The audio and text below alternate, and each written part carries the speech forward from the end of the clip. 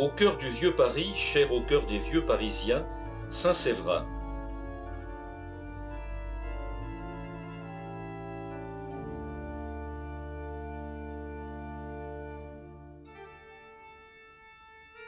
Saint-Séverin, célèbre entre autres pour son cloître, improprement nommé d'ailleurs puisqu'il s'agit des galeries entourant le vieux cimetière, dont les pierres tombales furent utilisées au XVe siècle pour la reconstruction de l'église.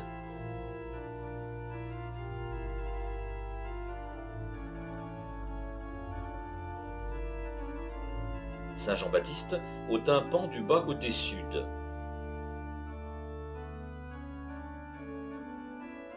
Flamboiement du gothique. Deux S entourent la crosse abbatiale au centre de la frise. Ce sont les armes de l'abbé de Saint-Maurice d'Ajeune en Suisse, guérisseur du roi Clovis.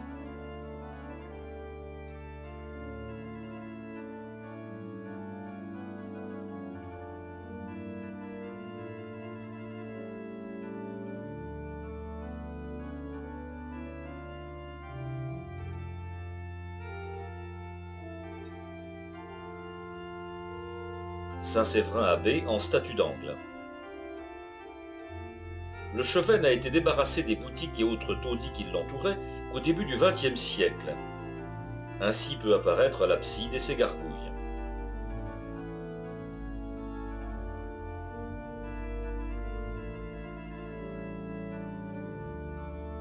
Élégante décoration des pignons des chapelles.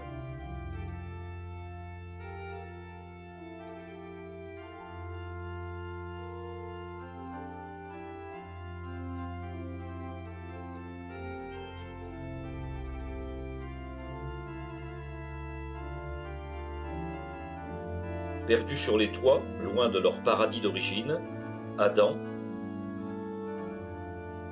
et Ève.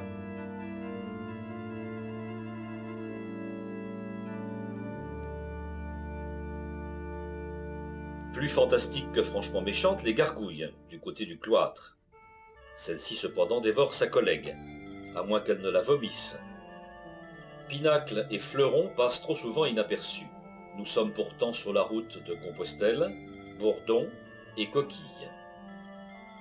Attentive, la décoration n'exclut pas le toit de la haute nef. Finesse et élégance des arcs-boutants.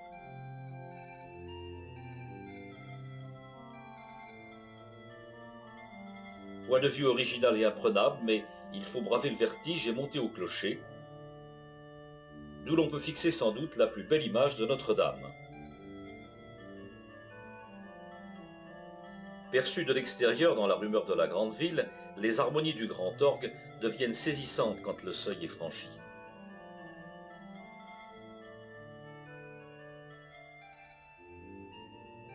Comme à Saint-Étienne de Brie-contre-Aubert, véritable sœur jumelle, il y eut jadis ici un chevet plat, dont la transformation à la fin du XVe siècle fut, il faut en convenir, une exceptionnelle réussite avec cette fameuse colonne torse.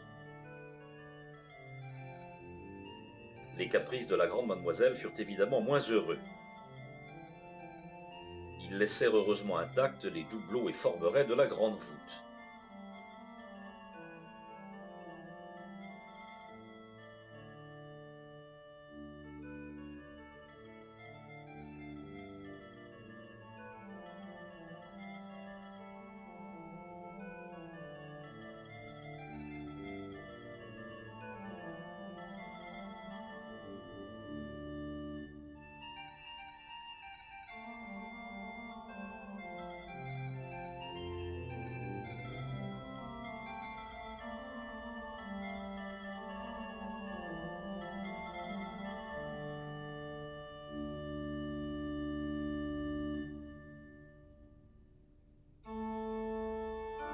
La grande voûte à la clé de laquelle la Vierge est couronnée.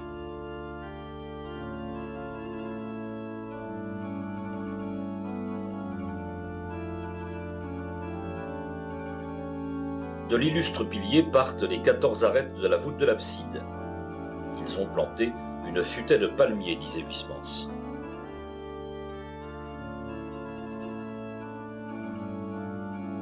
Une plaque rappelle l'existence de la première chapelle dédiée en France à la Conception de Marie, chapelle détruite en 1474 pour la construction du second bas-côté nord. De même qu'une statue, et le baiser d'âne et de Joachim à la porte d'or en clé de voûte. Nombreuses superbes clés de voûte dans les bas-côtés et l'abside.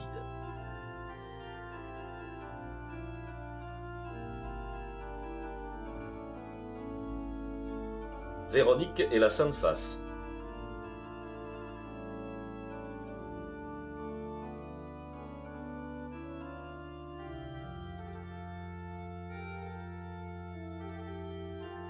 Les verrières du chœur à deux vitraux sont du XVe siècle.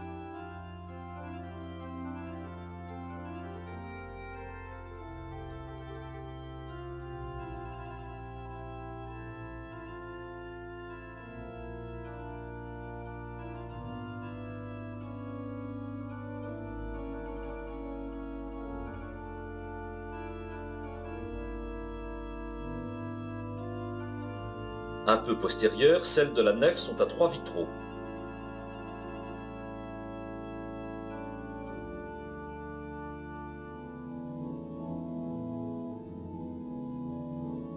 Source de polémique quand ils furent posés, les vitraux de l'abside sont de Jean Bazaine, qui l'illustra en 7 variations sur un même thème, celui de la grâce, sous le signe multicolore de l'eau et de la lumière.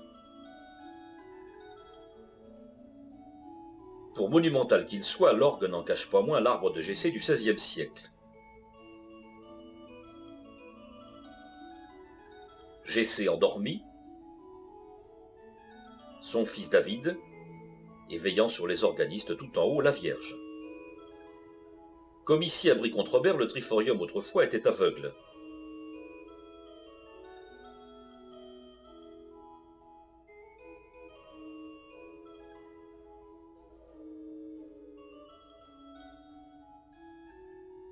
Le mur de remplage en fut ouvert au XVIIIe siècle et garni de baies de verre blanc.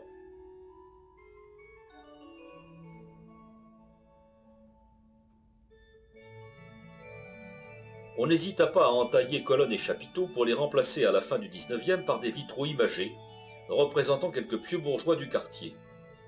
Le comble est que ces laideurs trouvèrent encore des défenseurs nostalgiques quand elles furent récemment enlevées.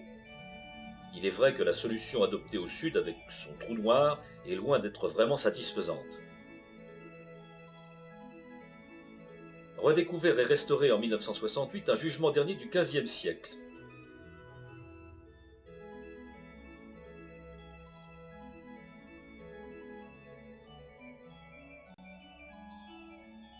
Trésor ou légende, en tout cas, ce Saint-Luc est pour le moins l'œuvre d'un élève de la tour.